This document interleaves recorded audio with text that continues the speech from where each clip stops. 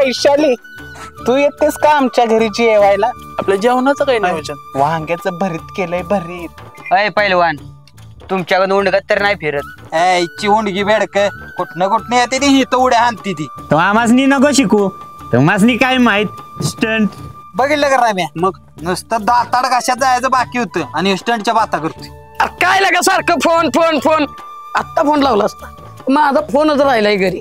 अगं सपने, कोणाला आवडते ते शहरातलं मिळमिळी जगणं? गावच्या जगण्याची शानच निराळी आहे बघ. पण ऐक नाही, लोकांसाठी आपण ऐक नाही नियम बनवलं पाहिजे बरं का. अरे सोन्या, रानात सगळी डुकराने नाश्ताडी केल्या, तेच बघाय आम्ही तिघी जणी गेले. New business. येडबीड आहे का काय ग? नुसतंच बायाकलावानी करताय.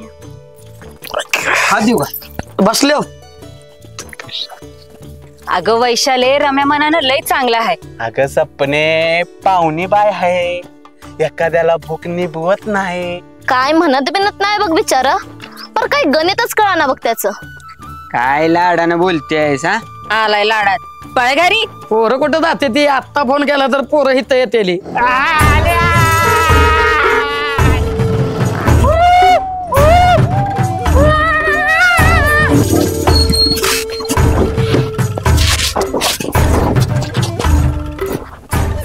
हे सपने, चल बाई येत ना, मला लय भ्या वाटतंय. एक काम करूया पोरांनो, वाडीतल्या मोठ्या माणसांच्या कानावर घालू विषय. बर, नेमका विषय काय ते सांगा मला. कर्मानं भरतोस तू आता. ते पण मी नेमकं काय झालं ते सांग.